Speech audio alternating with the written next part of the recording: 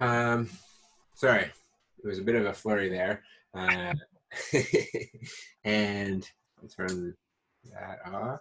Is it time? How's that look? Looks great. Do you not need that light to be on, or is it time to switch it off? This one? Yeah. Oh, I could have it on now. If without this, then it looks super purple and kind of like I'm in a drug dealer's house, which kind of am. But with that, it's not bad. How's is the audio though? Like, there's the fan on it. Can you hear That's that? great, man. Sound Yeah, good. okay. Sound beautiful. Okay, I'm just gonna set this up a little bit.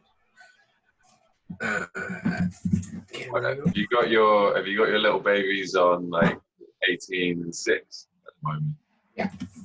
Yeah. Essentially, more like 19 and 7, really, because I'm just basically.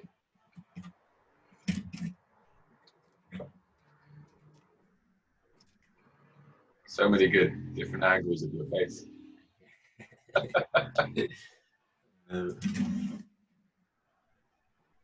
little high. Maybe we just come down a little bit. Sorry, I was set up in the living room before, but then Brooke is coming home soon, and she needs to make dinner. All of a sudden, things changed.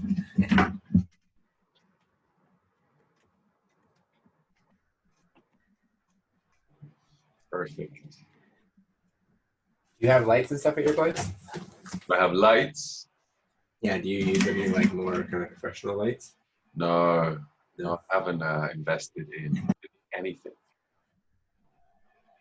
Very nice. Yeah, I've got a few of those.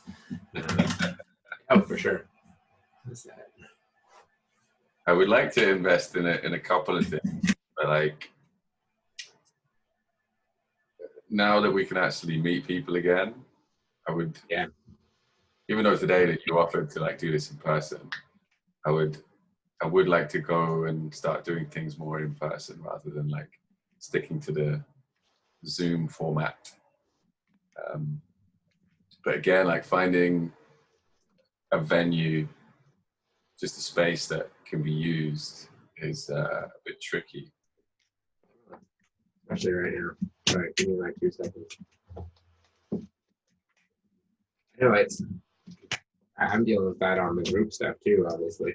It's like, everyone's like keen to meet in person again. And it's like, can we go in a room together, or, and like what places are actually open? And yeah, what places are okay with that?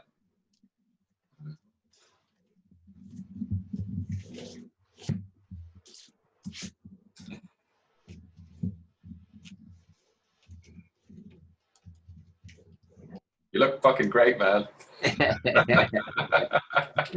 Sorry. It's gotta be fucking perfect, man.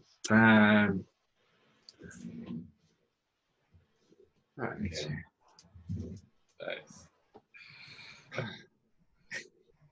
How's your day been?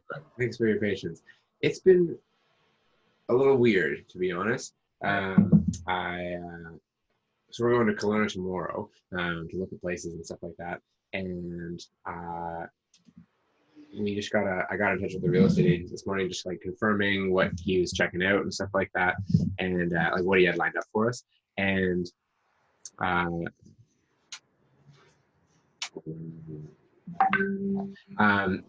a bunch of I think I said this, a bunch of the places that we were looking at are already gobbled up. So it was like a day of looking at what else is out there and trying to schedule some more stuff. And then I had a podcast myself just before this, but the guy that I was going to interview was just like having a rough day, and like he's like, I don't think I can go on right now. Like I'm I'm all over the place. So we just went for a walk and did some Wim Hof in the park and like talked about men's work and shit. It was pretty cool actually, but very unexpected. Yeah. Is that because like just his own stuff, or yeah, he's just burnt out basically. Yeah. Like he works in the cannabis industry, and like that shit's obviously been changing very rapidly in the last while, and just like life and family, wife and kids, and all the things. We just went and walked and talked instead and caught up. So, What's which was good, but unexpected. what's your history with cannabis industry? Yeah. Oh shit, we're recording already. What? Are we starting? Or have we already started? Yeah. Just let it happen. All right. I didn't realize that. Well, my history in the cannabis industry, I go back about 5 years. So the I first got into the industry. Do you want like the whole spiel or? um, Because the, I hear you like refer to it all the time as well, and like, so I know that you have some experience in the cannabis industry, but like, just for me, like, I want to know like the depths of it. Totally. Well, here's a little treat. So this is actually my first time growing my own, which is very exciting. Because now we're all finally able to legally grow plants at home. So everyone can have their 4 plants. And, so I just had to take it back to that this year. But my history in the industry goes back to about, I think it was 2012. I actually broke my neck in a mountain biking accident when I lived in Whistler, and that was like a big turning point, obviously. But right after, because I living in Whistler, I'd smoked weed a bunch, just skiing and kind of recreationally and stuff, and actually did sell weed when I was like 19, living there for a little bit. But I was way too nice to be a drug dealer. I just like didn't make any money doing it. But I loved like walking around and just being the guy that had weed for everybody. Yeah. But when I broke my neck, I had a friend give me a large bag, and uh, he just basically surprised me the day I got out of the hospital, and that was kind of when I first saw it as medicine.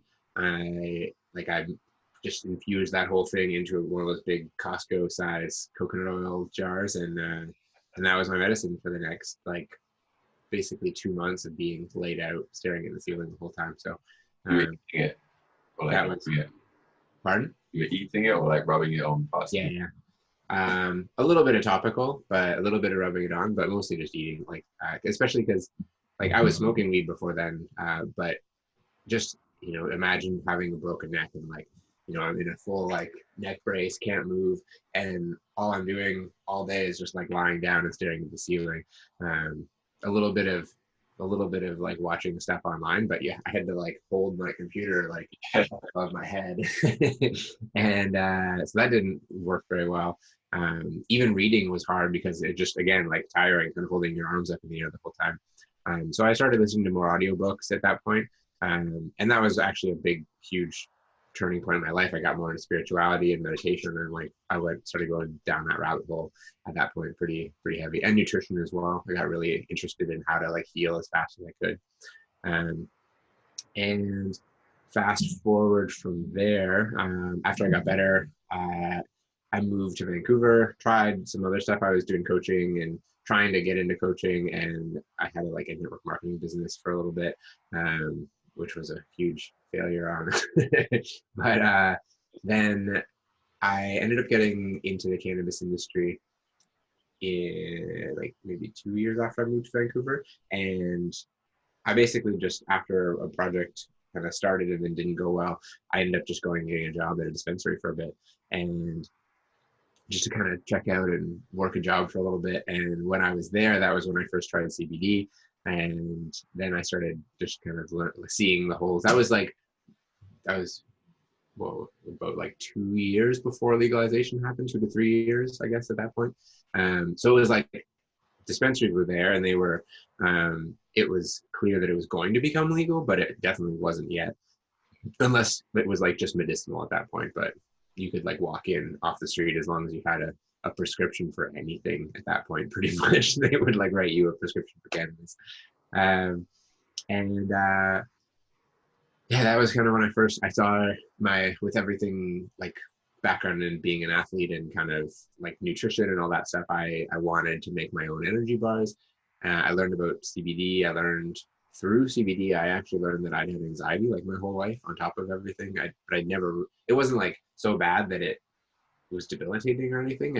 I was always really afraid of uh, just trying things out, or that fear of failure, fear of looking bad, that kind of stuff. It was really big for me. So How did you something learn I still. CBD?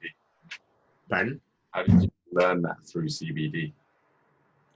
Just the first time I tried, like I never used CBD on its own before, and then the first time I did, I started to just feel a lot calmer, like less. I was just more relaxed, and I didn't just give as much of a fuck. Essentially, like I was more okay taking risks. I was more okay like moving things forward, and I tried my hand at business like in 4 different businesses before that, 5 actually, and that was always a limiting factor for me. Like that moment of putting something out into the world and like and pushing through the judgment and all the stuff that comes like when you're first launching anything. So that was I really noticed that, and that was when I was starting the grind bar as well. That kind of played into wanting to create something in that. I also saw there was no healthy edibles in the cannabis industry. It was all just like brownies and gummies and like random bullshit. And then so I started making my own basically. At first it was these little like date kind of energy ball things, with nuts and stuff, like all like hemp hearts and just like healthy stuff. And at first it was THC and CBD, and because I was just again making it for myself primarily, and I wanted that for when I was going hiking and stuff. And but like super low dose, so only like 5 milligrams per thing, just like a little bit. That'll still mess up a lot of people. But this, yeah. So I started experimenting. There were like hand rolled balls in little plastic bags at first, and then I started. I kind of like just kept making better packaging and started to get them selling to the friends and stuff like that. And then I made a CBD only one because I wanted one. The first one was just I made to like eat before a hike, and then I wanted one to eat while I was out hiking. So I made more of like an energy bar with coffee and chocolate and maca and hemp hearts and like all the good stuff. And that is what became the grind bar. So I ditched the other stuff, focused on CBD only and the bars, and just kept making them better. I kept telling them, got some retail stores lined up. We did a bit of like got a website and everything going, and then I actually took on investment from my captain in my original samurai squad, Andy Zaremba. Who do you know? Totally. Andy and Mike were my original investors in Grind Bar, and they're fucking awesome. I really appreciated those 2 guys. I still do. They're beauties, and they invested not like a huge amount, but that was the first time I'd ever really taken on. Actually, that's not true. Second time I'd taken on investment for a thing. But in a good way. The other one didn't go well. That's the whole of the story. But they invested. We got better packaging, and actually that was the first like proper bar packaging that we got, and it was sexy. It was all like black and gold. Anyways, from there it kind of just grew. It kept growing. We took on more investment.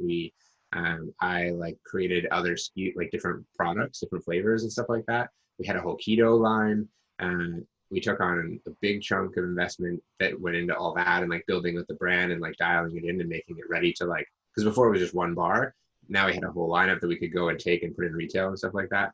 And we went on Dragon's Den with the company too. And then after that, it basically all like the next step, we almost sold the whole company to one of the big cannabis licensed producers, and then wound like the deal was like the LOI was signed, but the final hadn't been signed, and we started working together. I was on salary. I was going to do more product development for them, and then after a month and a half of working together, they pulled out of the deal.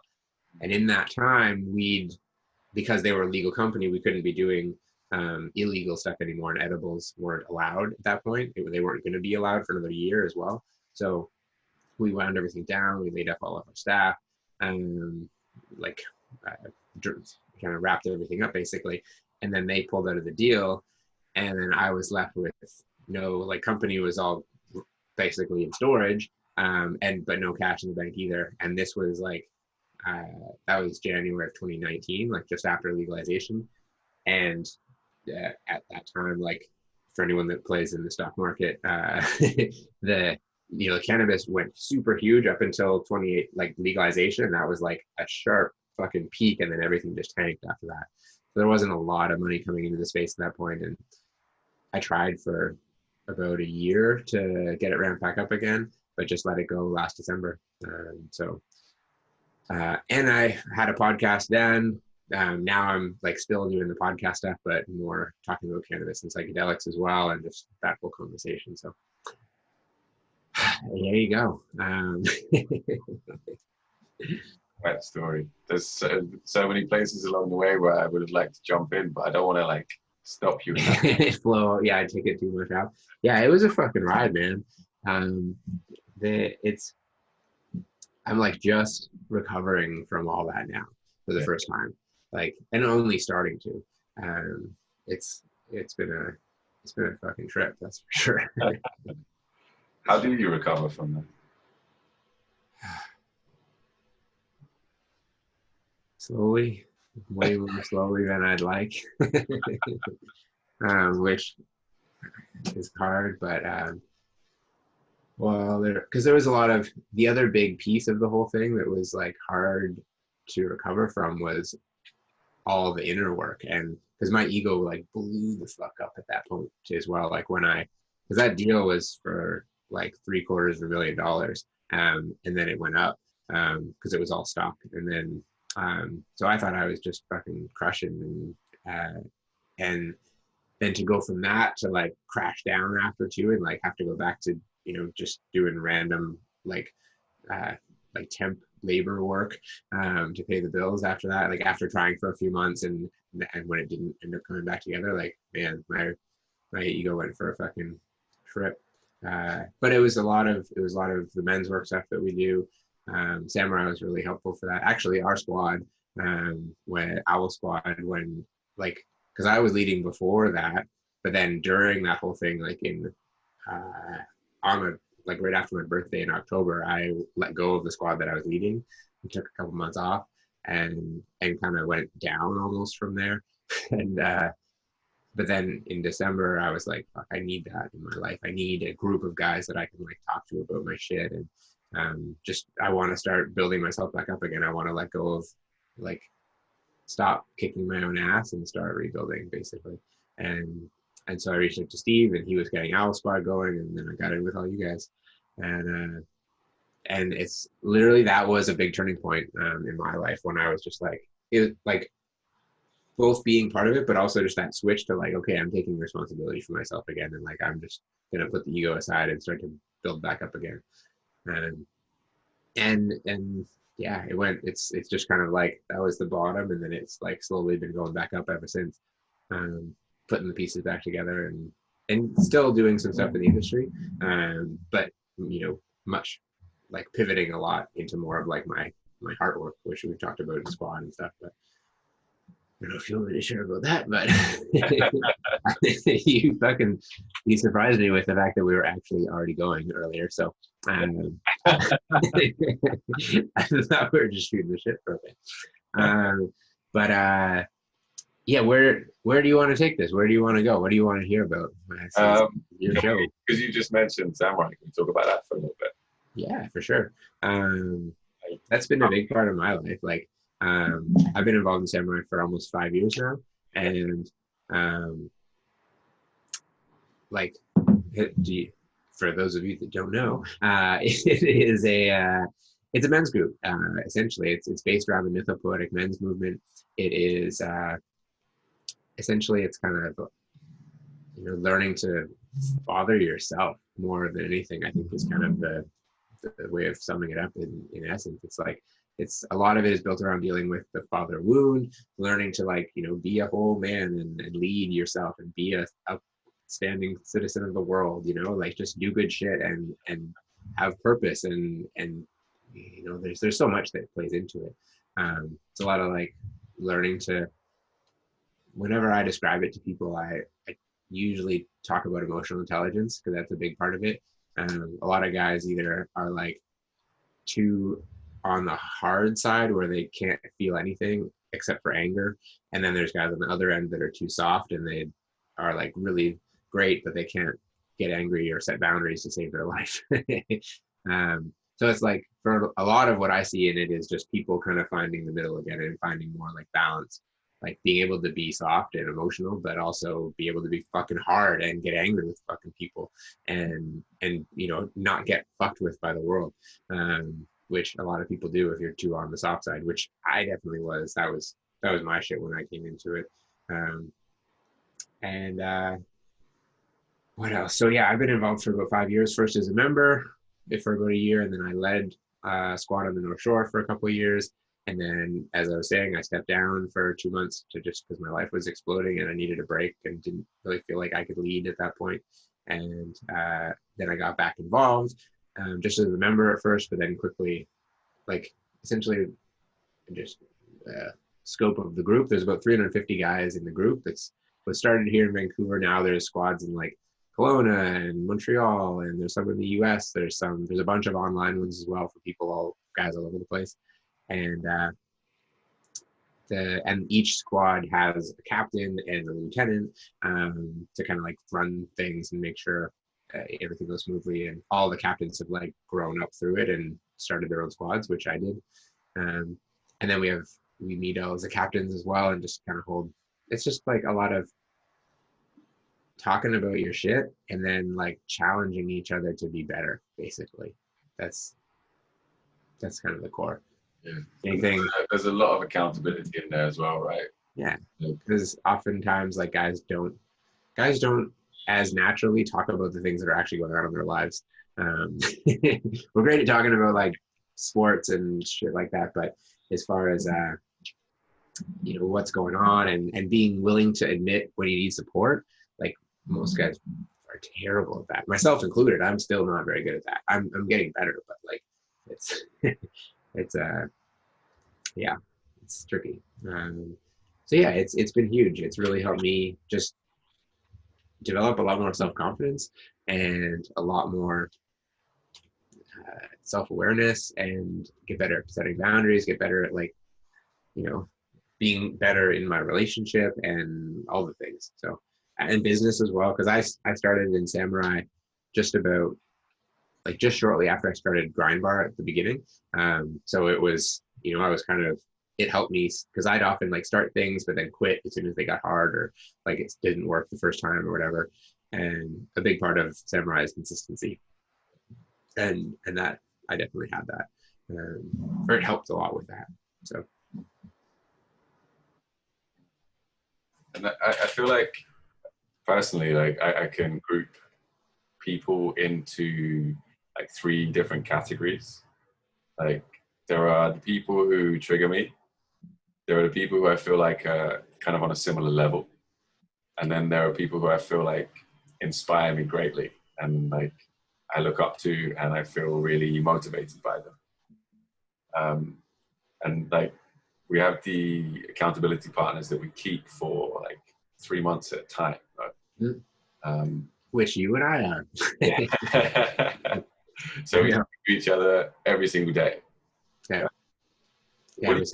What do you think? And that's not actually standard across the whole Samurai. That's kind of a squad by squad thing.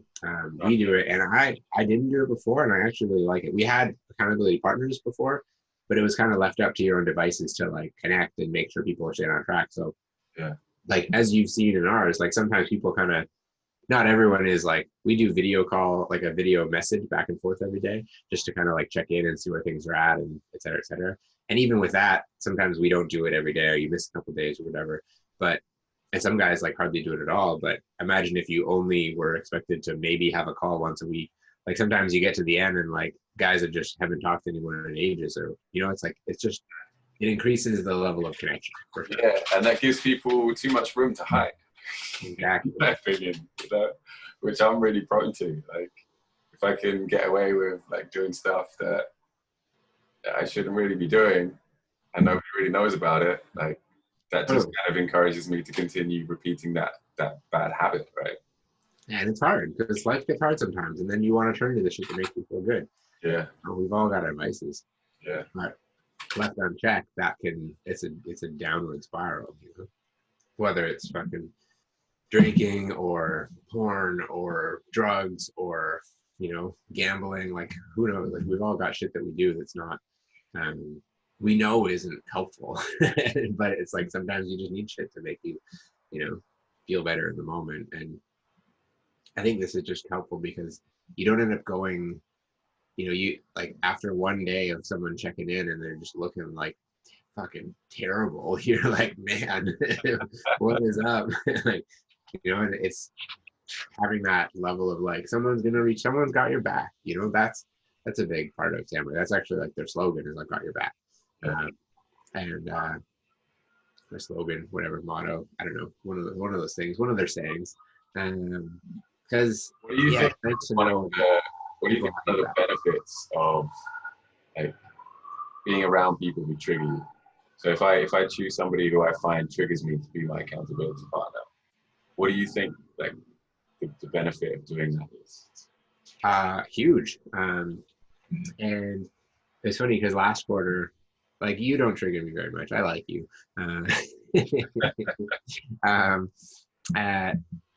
Now, not more now then, but anyways. That's funny because like in the beginning, you said to me like I triggered you in one of our meetings, I think, and you. Yeah, that's you did, and you've evolved a lot since you've been in the group. When you first started, you were you occurred to me as very much on the like hippie, overly feminine side, and when you were like wanting to leave your job and just, you know, do fun things, and it's like, fucking work. You know, like, cut that shit out. And you did, you've evolved, you know, like you take more responsibility, blah blah, like you're just, and you show up a lot better now. I think I love how you're showing up these days. But anyways, the first quarter I partnered with Brent, and it was kind of like he was just, I was the last one. Like, it wasn't a purposeful thing. He was away that night, and he triggered me a lot. But then over, like, so to answer your question in a very long-winded way, you know, the whole idea of triggering and pissing each other, when people piss you off, it's usually because there's something about them that you don't like about yourself, and it pisses you off about yourself. That's kind of the core of it. So if you spend time with people that trigger you and learn to like them, you kind of start to heal that in yourself. You know, so like Brent showed, and that's why I was triggered by you. That's why I was triggered by Brent. And I get most triggered by guys that are overly soft in Samurai, because that was me. And I was just a very, very kind of timid, unconfident person as a youth, and I was like real chubby when I was a kid, and and just didn't have a lot of, you know, like I sucked in my, like, I was lovely, and I'm sure like my family would disagree with some of this, but I didn't really like myself a lot at that age. And you know, which, back to we're talking about men's work and the father wound and stuff, and that's a big part of what we address. Mine is like, my real father left before I was born, so there's like a huge hole, and I had a stepdad that was there since I was like 5, but there's still that like gaping hole in my little boy heart of like my dad abandoning me, basically, and like, you know, not, and once I learned, especially, and it takes a long time to fucking heal that, and to learn to, you know, and that's really tied into self-worth and to confidence and to like all these different things that have been like huge themes in my life. So I don't know where that started, but where did that start? I lost my train of thought. But anyways, do you remember where we started there? Yeah, we're talking about the benefits of being around people who trigger you. Right. So yeah, it's been good, like being in Samurai and leaning into that more, because you can, when people trigger you, you can push them away and say, I just don't have time for you, you know, like fuck you, basically, and distance yourself, which is in essence how a lot of people deal with their own shit. You know, they don't want to look at it, they don't want to like work on themselves, they just push that part of it away and kind of That is their own shit, right? Like, pardon? being triggered by that is their own shit. Exactly. Literally like avoiding their own shit. Exactly. It's like, it's like you're seeing parts of yourself in someone else that you don't like, so you avoid them. And that's probably what you're doing to yourself as well. And so by, like with Brent, for instance, like by me, like, and not just begrudgingly, but like openly and like, okay, I'm gonna learn about you and I want to get to be friends with you and I want to like connect with you basically. Then by taking that mindset on, like, and help him, because like he's, anyways, like I'm doing his shit, but like it was really cool to go through that process and to just become friends with him and support him and then start to heal that in myself. And that's kind of, yeah, that's the work. That's the work of being a man, is healing all your shit so you can show up better in life. And the more solid you are, the better you can support everyone else around you. And that's, in my eyes, a big part of being a man. So so it's, you're now trying to get people younger and younger involved in this process, right? totally, yeah. Me and Ben Gretzky, one of the other captains from, he was actually the guy that got me into Samurai in the first place. He was in it way back, and he's been a good friend of mine for a long time.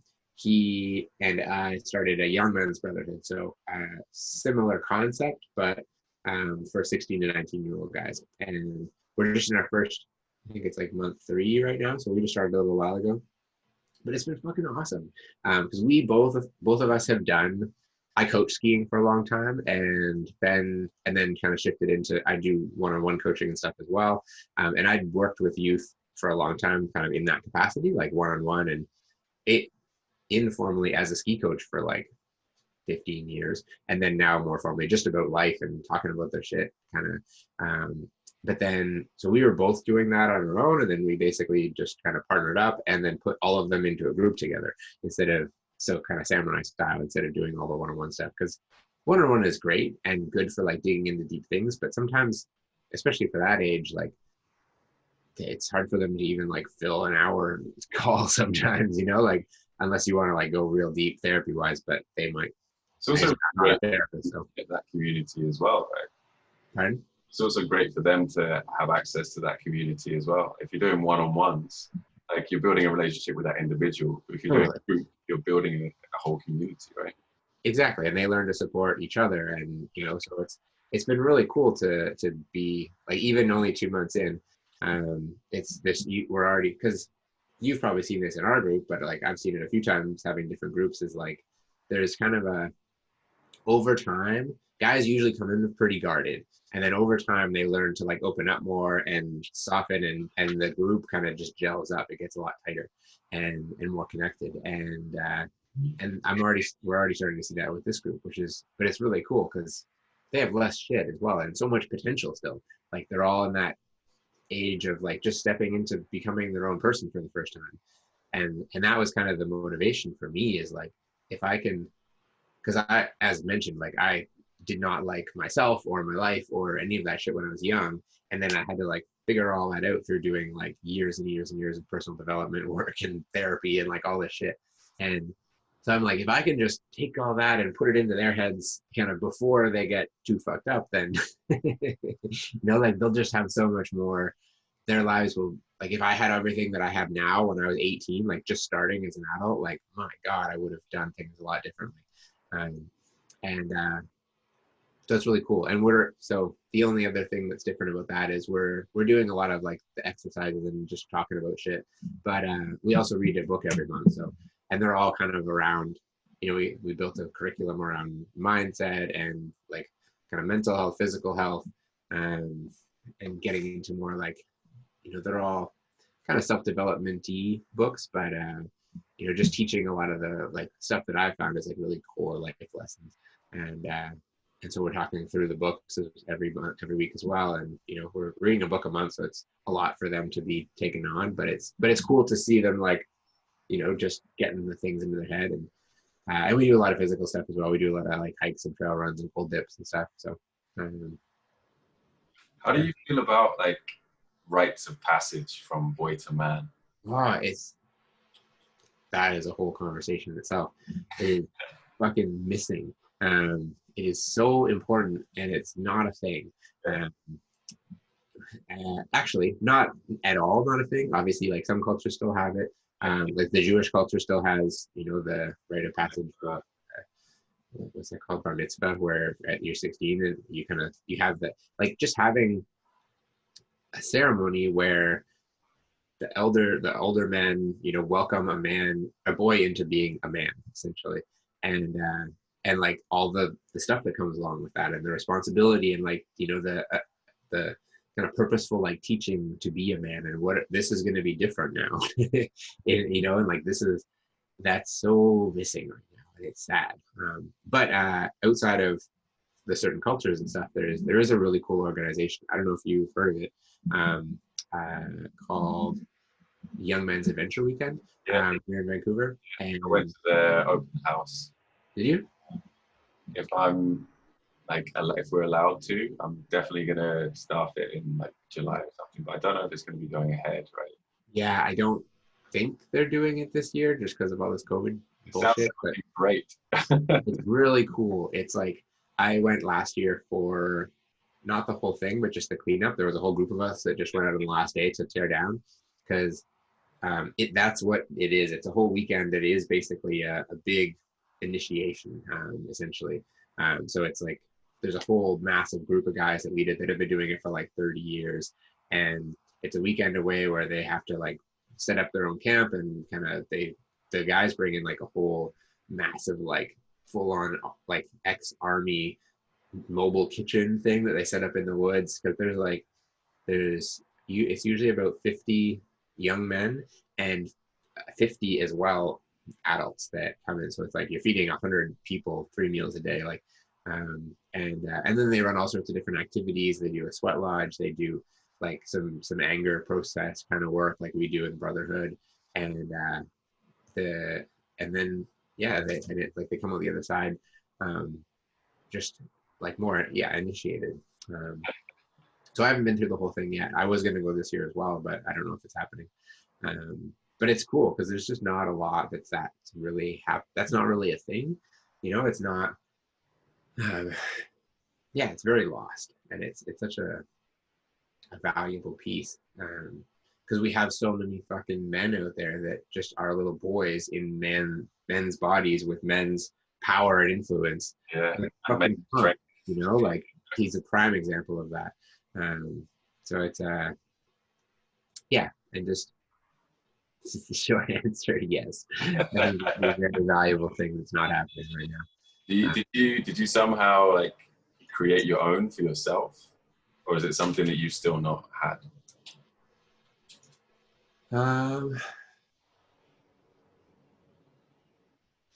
Like almost. We've done some stuff in Samurai that's been close, on some of the retreat weekends and stuff like that. Sometimes they've done, like, they did this one, like a death process one time, where you kind of like, they take you through this thing where you die essentially, and then they like welcome you back on the other side as the new human, the new person that you are, kind of thing. But never like a full-on thing like that. No, it's never in that kind of a context, as far as like an organized thing put on by my elder generation. I have any like large psychedelic experience is a form of that, of which I've done a few, and they've all been very much, it's a different kind, but it's very much still like a waking up to a new reality on the other side. But whether it's ayahuasca or some of the deep mushroom work that I've done, like, they're mushrooms not as much, but the ayahuasca stuff, it's like a whole ceremony you're going through, and like with lead up and diet, and then you're like going and having this crazy experience, and then you come out the other side, like it's a very much of an initiation. But that's a whole other conversation. It's actually, I heard it compared one time that on that, to like comparing the two, that in the 60s, basically, like a lot of the youth went through that kind of a lot of people had these experiences, and normally when you go through an experience like that, like with the rite of passage into being man, when you go through on the other side, you're then like welcomed by all of your elders that have all been through that same experience. And in the 60s, all the youth had this like, you know, they're having psychedelic experiences, they're waking up, they're starting to see that we're all connected and we should all be fucking working together instead of blowing each other up and fighting over everything. But their elders not only like hadn't been through it themselves, they like demonized it. So they basically like it, instead of welcoming into full, it fractured, and like, you know, everyone kind of broke off, and the whole war on drugs and like all that stuff all got started then. But now we're kind of in this cool like re-emergence of that time. Like everything's actually like becoming legal now and moving forward. And so that's Those people who did in the 60s are now our elders. exactly. So and that's a huge part of it. Like most of the people that are in power, like even if they're not active users or anything, like most of them have at least had an experience themselves. So they know it's not like this horrible, evil thing. Like they've all had a mushroom trip, and not all, but most, or LSD or something. And, you know, they're fine now. So, but where are they? Like, where are our elders? Like, where do they exist? Where do they hang out? Like, before I started this like kind of interview project, when we kind of got when the whole quarantine thing happened, I was like, like what can I get stuck into at the moment? And like COVID was said that COVID was affecting like older people in the beginning, like just old people, right? And I was like, fuck, we already don't have elders, and now they're all gonna get killed off. Like, what are we gonna do? So I was like, I start messaging people, start talking to people. I'm like, because you can't really find them on social media. They're not really there. They're too old. So I was like, I want to get in touch with some like old people, and I just want to give them a space and like hear their stories, hear about their life, like see what lessons I can learn from their life story, you know. And like nothing for weeks, trying to get through to people, trying to find elders to speak to. really? Yeah, yeah. Did you call like nursing homes and stuff, or were you trying to look I for? was just going to friends and like just messaging like with friends I have basically, and be like, do you know anybody who would be interested in sitting down with me and doing this? But like obviously at that time it would have to be in this format, like through Zoom or something like that. And that's the whole other hurdle for Nursing homes are on lockdown these days. yeah. So like, are you in contact with elders on a regular basis in any way?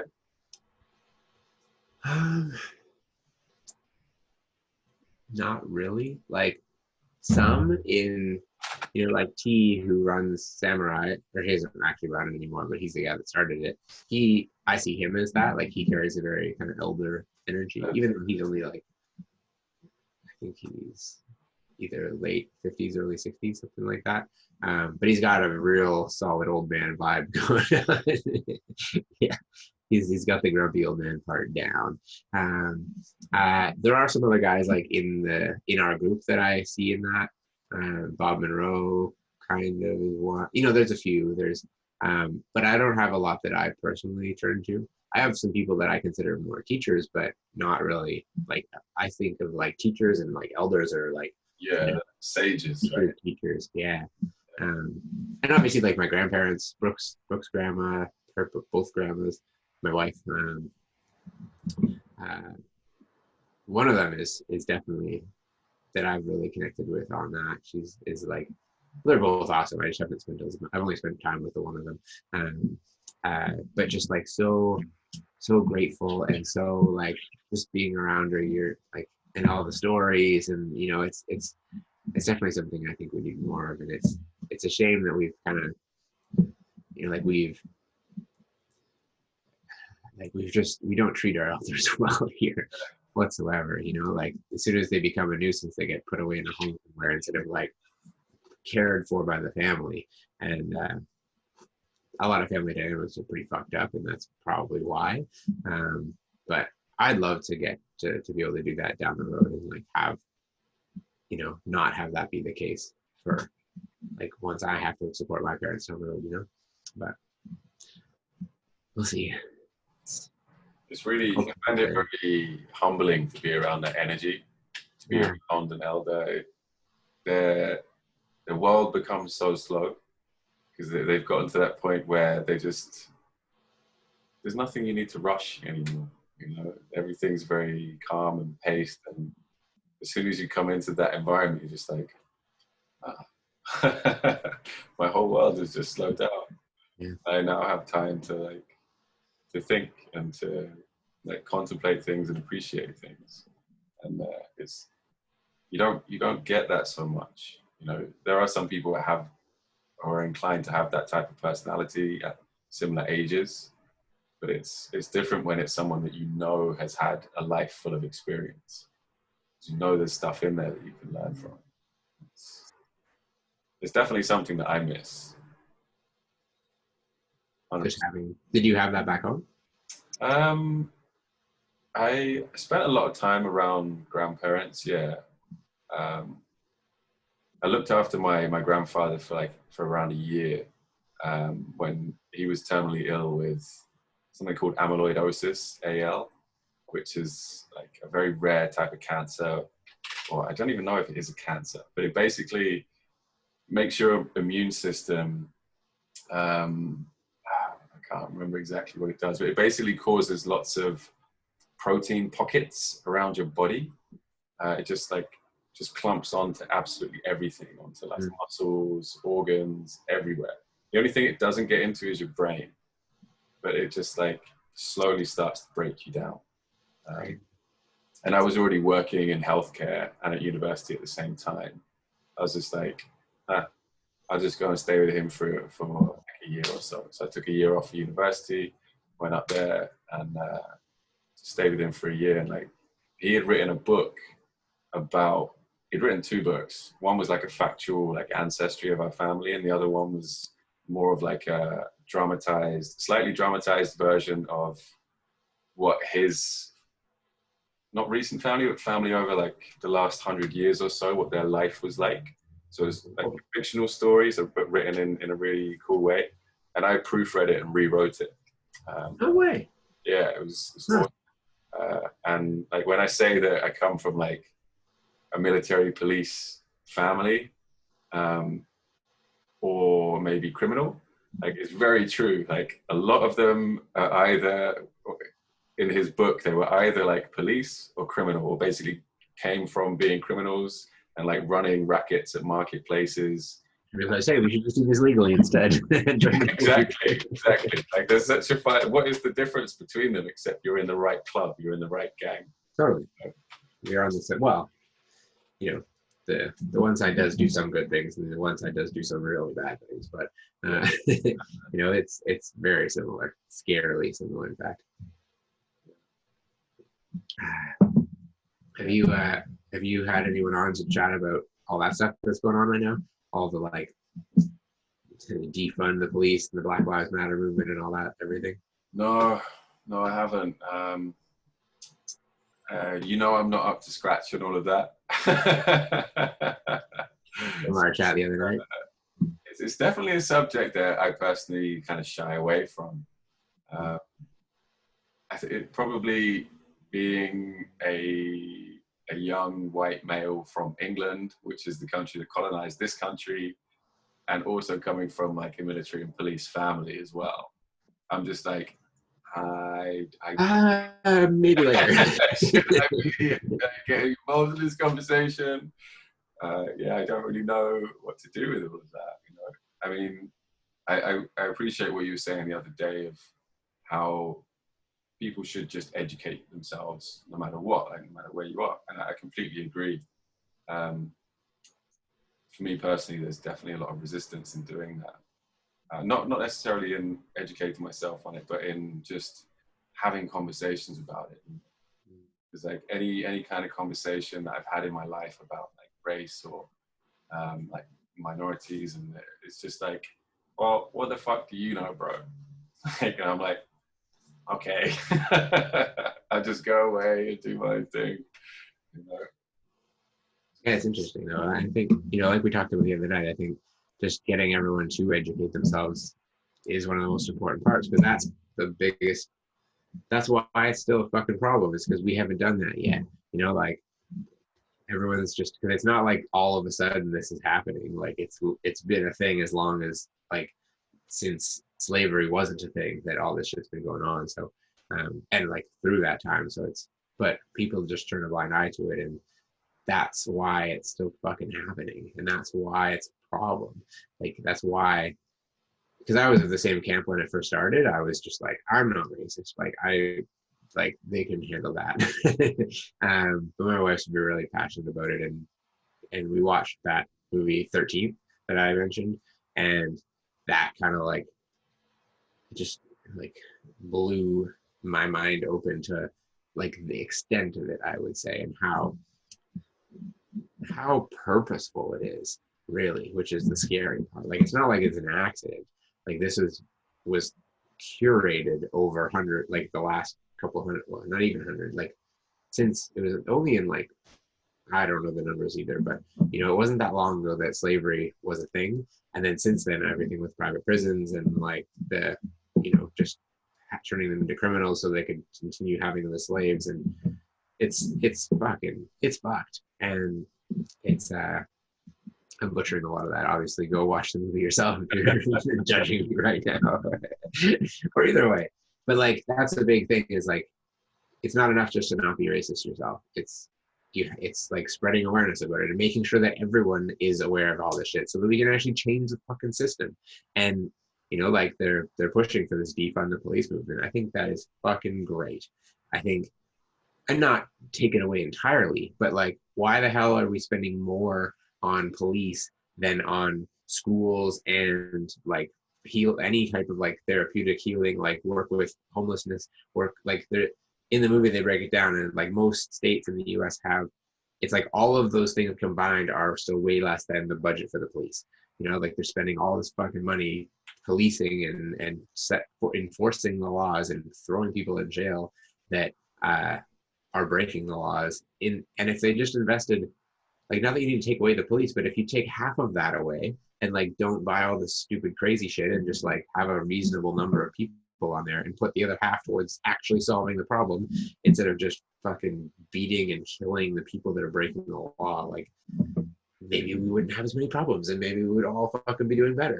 It's like it's fucked. It's just a whole system that's set up to make the people that are in charge fucking super rich, and all the other people, like 1 in 3 African Americans in the US will be arrested and thrown in jail in their life.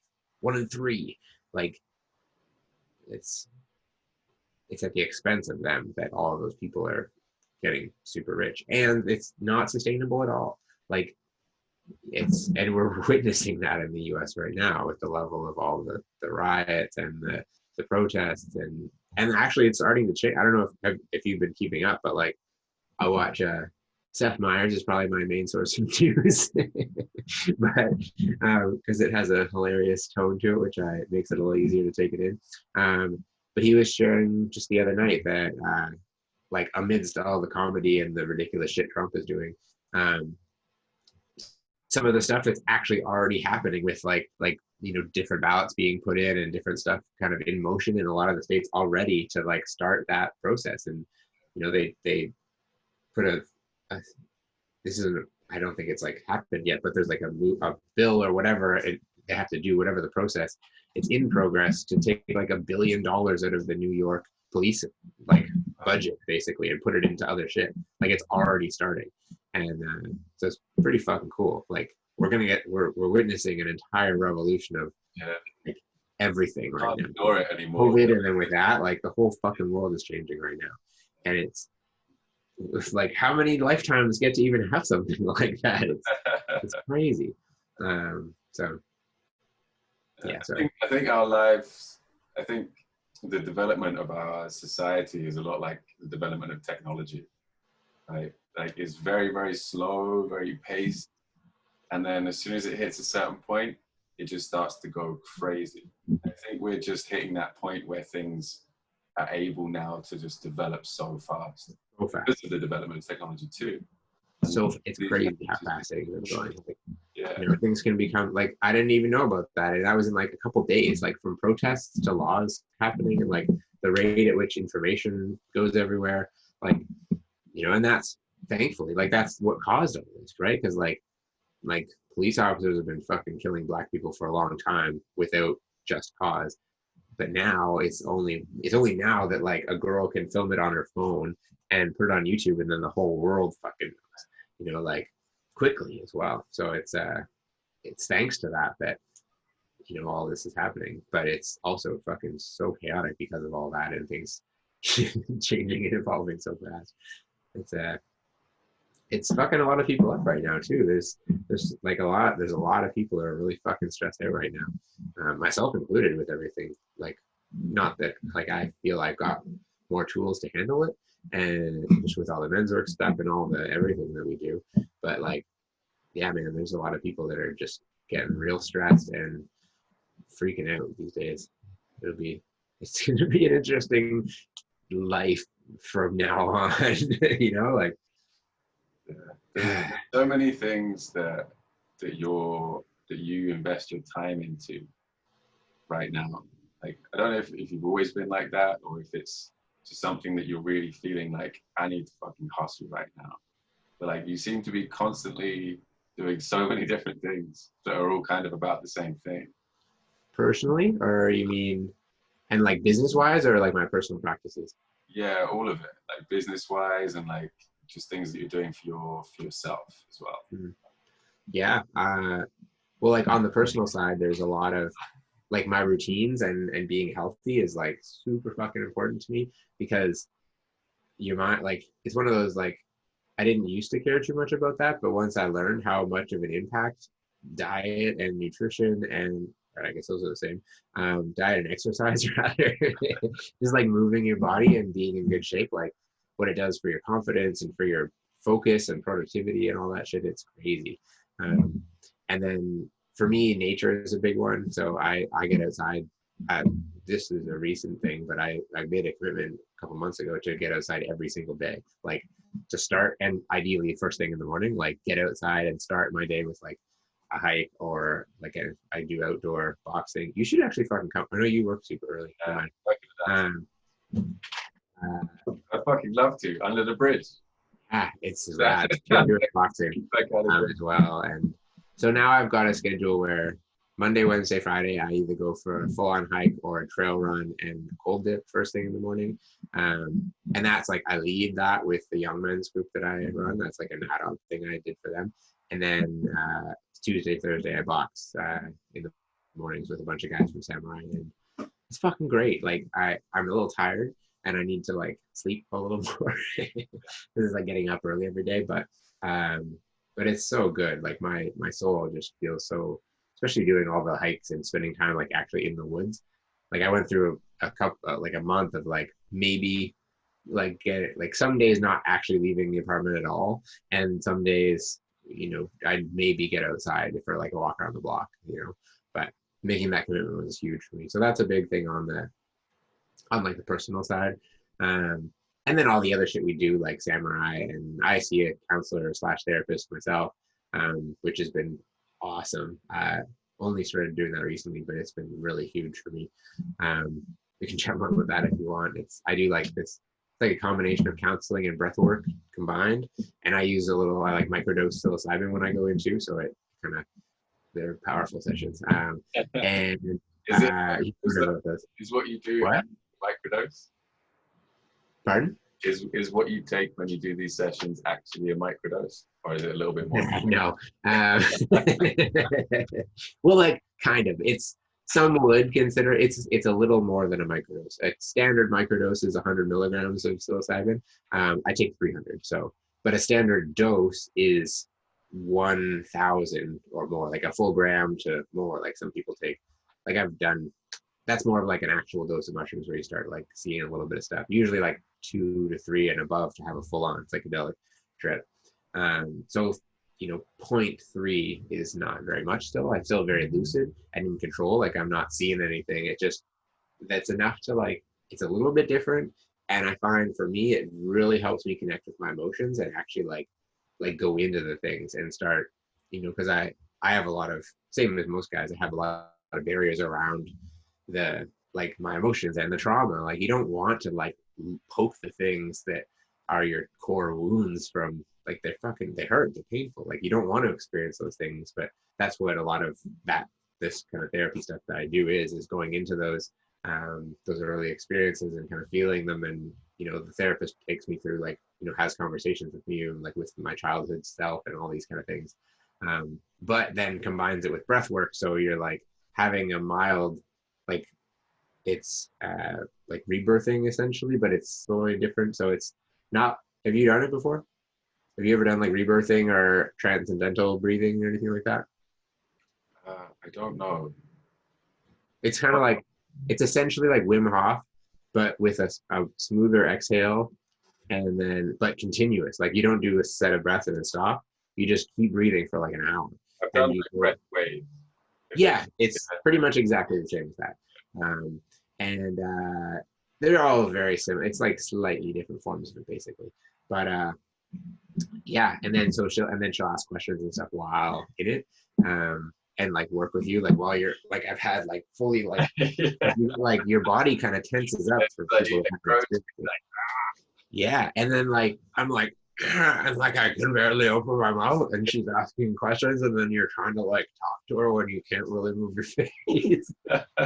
It's so funny, but it's like you go deep, and like I've already had a lot of shifts from working with her, and it's been really cool. Um, her company Transcend Breathwork is the, I can give you the info if you want to put it in the show notes and stuff. She's Amanda is her name. She's phenomenal. Anyways, so that's kind of for me personally. And then on the business side, it's like, as I've chatted about before, I've tried my hand at a lot of different entrepreneurial things, and as soon as I had my mind kind of, pardon me, crack open to that whole kind of entrepreneurial, like, which was in Landmark originally when I first had my kind of like aha around all that, like around essentially the idea that like you can actually do whatever the fuck you want with your life. Like what happened in the past is there, and the future is wide open. You can do whatever you want. Like fucking, you got to create it though. And so once I had that, like I've kept trying different entrepreneurial things, and ever since once you kind of start thinking that way, it's hard to like I'm stuck as an employee now, like because I'm always like I'm so used to working for myself that I end up trying to like, you know, I'm used to being able to change things and do things being super effective. It's like trying to like fit into a rigid set of rules, and doesn't usually go super well. Can, but so I've and then you start hanging out with more people that are on the same page, and you just kind of look at the world differently. I try to just look for opportunities, and I've been, since I've been on this path of like combine like all the personal development stuff and the men's work and entrepreneurship, it's like, well, that's a big part of even within Samurai is find your true calling, and like find work that is purposeful and like fulfills you. Like that's one of the things that it's even in Phil's code. But so I've always been really searching for that. Like, what is the piece that's like that doesn't feel like work that I could go and do for fun, even if I wasn't getting paid, and like how do you turn that into something that pays you super well? And that's essentially why I'm getting back into coaching, because I fucking love it. That's what I just, like I was saying at the start, I was supposed to have a podcast guest. It ended up turning into like an impromptu coaching session because like, I just love it. I love helping people. Like I love being able to help, especially guys, like open up and take care of themselves and fucking, like learn to support themselves instead of just trying to like help everyone else and like work themselves to the bone, and it's fun, like having spent so much time like going down these rabbit holes and learning all these different, like the breathing stuff and the cold stuff and all the different work with psychedelics and therapy and men's work. Like there's so many different tools to like work with people and help them like crack open and essentially just be happier and enjoy their lives more. But it's anyways, it's a lot of fun. So I'm stoked to be getting into that more now. Like, because actually, I don't know if you knew this, but I actually went through, I went to coaching school, like to do life coaching and neuro-linguistic programming and all that stuff, like 10 years ago, like before Grind Bar, before any of that stuff. Back when I was still like ski coaching and stuff, I went in like after I started my first business, which was a custom cabinetry business randomly with a friend who was into that. Fun fact. Who is still doing super well, and he's still a friend. But after it, I basically realized I didn't want to be doing that, and we weren't getting paid after the first couple of years, so I fucking bounced and went back to school for coaching, and that was kind of when I started that path. Because I knew I loved working with people from like the at that point, probably about 10 years of coaching skiing. And just like, I know that I'm really patient, and I know that I'm good at just like encouraging people and getting people to like take on challenges they're maybe not comfortable taking on. Or like teaching these kids to jump off cliffs and shit. Um, and so I just basically, and with all the self-development stuff, I love it. I've seen myself grow so much that if I can share that, it's like, that makes me happy, so, but it's daunting. It's very like, sorry, wife's home. It's especially what we are talking about before with all the worthiness stuff, because that's essentially like, you just stare all of that shit straight in the face. It's like, it is my, because you're like basically just valuing your time, and you're like, if you talk to me and pay me this much money, then your life is going to get better. And like, while that is the case, it's like, it takes a lot personally to like step into that and to own that and to charge that and to like, and energetically call it in, right, and allow it to come in. It's so yeah, it's I'll let you know how that goes. As I said, it's just the beginning, but it feels like, because I've taken a couple stabs at it before, and I've always bailed because I didn't believe in myself and my abilities. And but now it's like, having done so much and having like, I've done enough trying to prove myself through all the business shit I've done, and it's like, it's time to just prove it to myself by doing it and owning it. And so I went out and hired a coach myself that can help me like build in all the programs and kind of like take, because I've always loved, well, like even the day when we went for that walk a little bit ago and we dug into a bunch of your shit, like, I'm pretty good at lighting a fire under someone's ass and helping them find their inspiration. Speak for yourself, but it felt like you were that when you left. And so, but I haven't been good at structure as much. Like, I'm much more like, I'm like ideas and working with people, and like, I love coaching and being one-on-one with someone and like kind of getting into flow with that. But when it comes to like the building the systems and doing all the structure and the website and offering and like figuring out exactly how you're going to sell it and all that stuff, it's like, that's not what I'm good at. So I hired someone to help with that for this this crack at it, to like walk me through and give me the framework and kick my ass if I don't, like, help me be consistent again. Like, I'm investing in myself and making the business happen this time. So I'm a lot more sure that it's going to work out this time. And yeah, and then I get to spend my time doing that because I fucking love it, so it's like, and back to your question, like, I feel like the more people that start to try to live their life that way, it's not coaching necessarily, but like whatever that is for you, like finding that thing that you really fucking love doing and figuring out a way of making it make money for you, is like, if you could do that, then you get to that point where you're not, like, I heard some horrifying stat the other day that like 80% of people basically do not like their job at all. And it's like, oh, it's sad. Like that much of the planet is just like, not stoked about the thing that realistically is like the major thing in your life. Obviously family is important, and like, but for most people, like, work is what they identify with. It's what you spend, other than sleeping, that's the thing you spend the most time doing, and more than sleeping for most people. So it's like, you might as well fucking enjoy it. Like, why would you choose to do something that you don't, it's like, so anyway, that's a whole part of my thing, is just helping people with that, and yeah, it's fun. With all of this like help that you're offering people, what would be one way that somebody could help you right now? Someone that could help me? In what sense? So that's a broad question. What do you need right now? Like, I need a shoulder massage right now. What would have the biggest impact? If somebody came to you and said, I can do, if like a genie popped up and said, I can do anything, but I'm only going to do the thing that is going to have the biggest impact on your life right now, what would it be?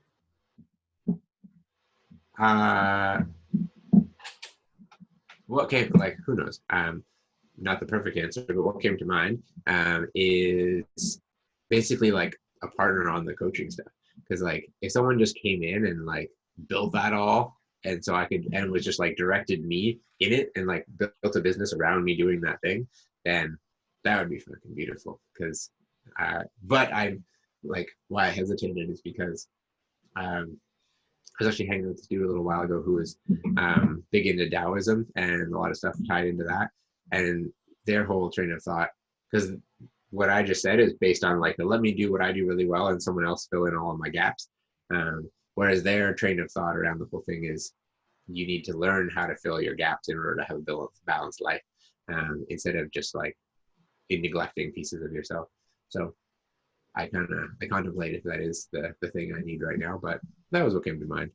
And it would be pretty sweet to not have to build any of it. Not that I don't want to, but if someone was just like, someone else ran it and just told me when to show up and like help me pull all the content out of my head and build the things and like, that would be dope. It's just investment of time, right? Like there are the things that you love doing and you want to be doing that all the time. And like the other stuff, there are other people who love doing that, right? There are people who love building the shit. And like, yeah, and that is where, well, it's funny because I actually had that, like I have a guy that wants to do that, ironically, but I'm like, hold on, like, because we were already business partners on some other stuff, and I talked about this in group and stuff, and he wanted to, but it's just like we've kind of run too fast, and I don't know if he's like the perfect fit, and I kind of want to let everything else develop first, before adding on more to the plate. But it's I think it is also good for me to like push through that and like, because I can do that, I can do the stuff, and like, it basically, my like, so to answer the question even deeper, the best thing would be someone who wants to do that but not actually own it, just like straight up work for me for free somehow for a while, a really, really highly skilled intern to come in and like build all the structure around my company.